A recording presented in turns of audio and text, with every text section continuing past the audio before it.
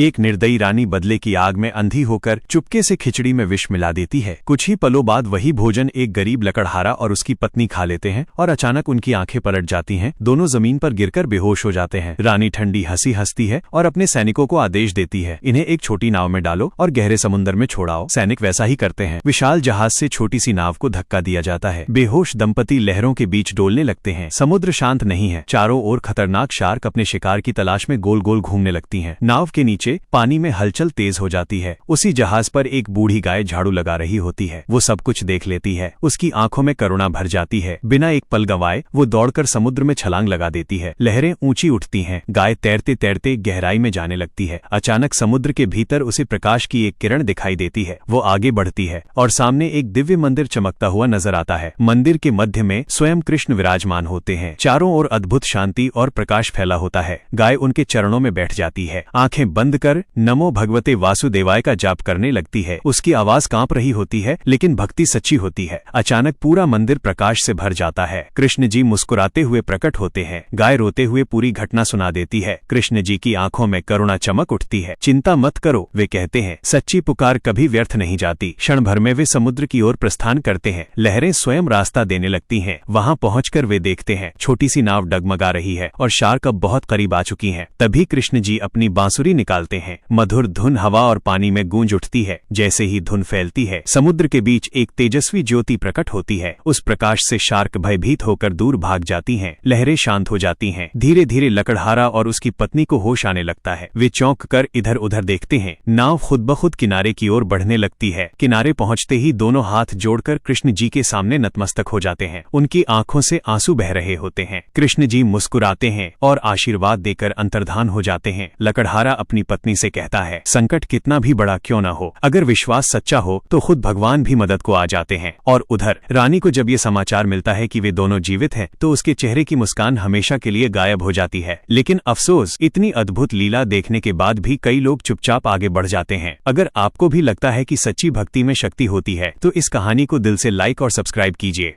एक निर्दयी रानी बदले की आग में अंधी होकर चुपके से खिचड़ी में विष मिला देती है। कुछ ही पलों बाद वही भोजन एक गरीब लकड़हारा और उसकी पत्नी खा लेते हैं और अचानक उनकी आंखें पलट जाती हैं। दोनों जमीन पर गिरकर बेहोश हो जाते हैं। रानी ठंडी हंसी हंसती है और अपने सैनिकों को आदेश देती है, इन्हें एक छोटी नाव में डालो और गहरे समुद्र में छोड़ाओ। सैनिक वैसा ही करते हैं। विशाल जहाज से छोटी सी नाव को धक्का दिया जाता है। बेहोश दंपति लहरों के बीच डोलने लगते हैं। समुद्र शांत नहीं है। चारों ओर खतरनाक शार्क अपने शिकार की तलाश में गोल गोल घूमने लगती हैं। नाव के नीचे पानी में हलचल तेज हो जाती है। उसी जहाज पर एक बूढ़ी गाय झाड़ू लगा रही होती है। वो सब कुछ देख लेती है। उसकी आंखों में करुणा भर जाती है।